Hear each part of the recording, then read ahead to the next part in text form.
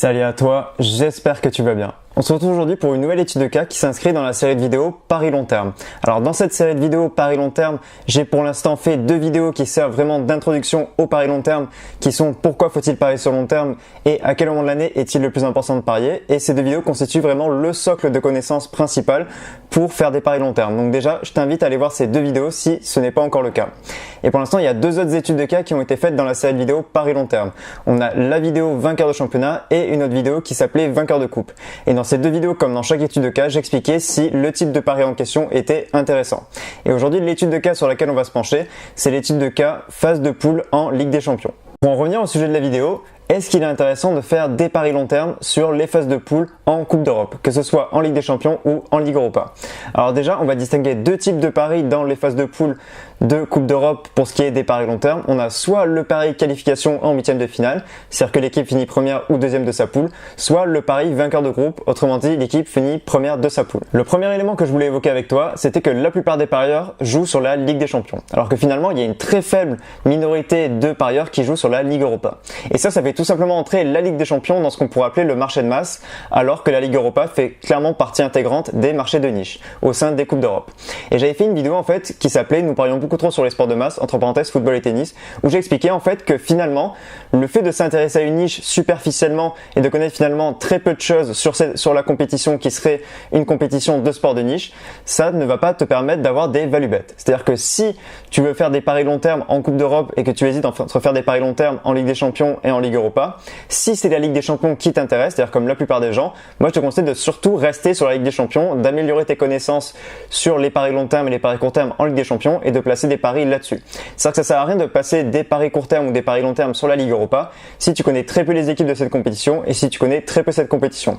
C'est-à-dire que personnellement, moi je ne fais que des paris sur la Ligue des Champions, c'est-à-dire sur le pari court terme en Ligue des Champions et les paris long terme en Ligue des Champions, parce que c'est véritablement la compétition que je connais en Coupe d'Europe, alors que la Ligue Europa, j'y connais rien du tout. En ce qui concerne les paris long terme en Coupe d'Europe, j'avais dit qu'on distinguait 2 types de paris. On distingue le pari qualification pour les phases finales, c'est-à-dire l'équipe finit première ou deuxième, ou alors il y avait le pari vainqueur du groupe.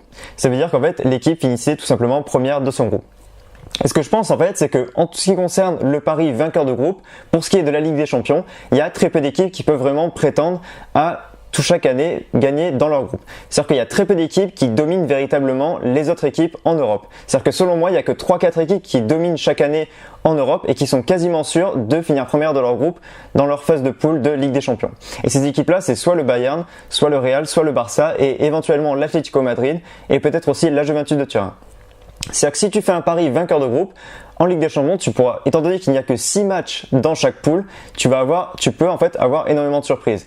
Et tu peux très bien ne pas réussir à déterminer qui va finir premier de son groupe. Et pour moi, il n'y a que 3-4 équipes, celles que je viens de citer, qui offrent vraiment une garantie de finir première de leur groupe et qui offrent une garantie de value bet, même si les cotes sont de 1,10, 1,15. Mais en tout cas, ces équipes, selon moi, te permettent d'avoir des value bet et tu peux parier sur ces équipes en étant quasiment sûr qu'elles vont finir première de leur groupe. Par contre, le pari qualification en huitième de finale de la Ligue des Champions me paraît beaucoup plus intéressant que le pari vainqueur de groupe. Tout simplement parce que selon moi, l'écart de niveau entre les 16 meilleures équipes d'Europe et les autres équipes d'Europe qui suivent, c'est-à-dire les équipes qui sont souvent dans le chapeau 3 et 4, selon moi cet écart est vraiment très important. C'est-à-dire qu'entre les meilleures équipes d'Europe, c'est-à-dire comme je l'ai dit tout à l'heure, le Real, le Bayern, le Barça, l'Atlético, la Juve et toutes les autres équipes, c'est-à-dire Manchester City, Arsenal, le Paris Saint-Germain, la Juventus, etc. Entre les 16 meilleures équipes d'Europe et les autres équipes qui se trouvent dans le chapeau 3 et 4, il y a selon moi une très grande classe d'écart. Et tu pourras très facilement parier sur des qualifications en huitième de finale de Ligue des Champions sur des équipes comme la Juventus, Manchester City ou alors le Paris Saint-Germain ou alors l'Atlético Madrid en étant quasiment sûr que ces équipes-là vont passer en huitième de finale.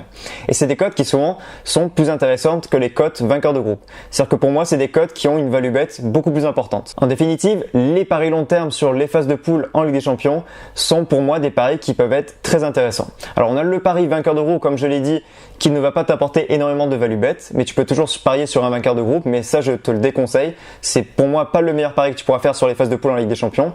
Par contre, le pari qualification en huitième de finale, je te le conseille énormément, car comme je l'ai dit, pour moi, entre les 16 meilleures équipes d'Europe et les autres équipes, il y a véritablement une classe d'écart. Et tu pourras très facilement combiner des cotes qui vont de 1,10 à 1,20, 1,30 pour arriver à une cote de 1,50 qui pour moi est très sécurisée. Et tu vas pouvoir placer peut-être 5-10% de ta bankroll sur ce pari et générer un retour sur capital intéressant. Sur ce, j'espère que cette vidéo t'a intéressé et moi je te dis à bientôt. Ciao!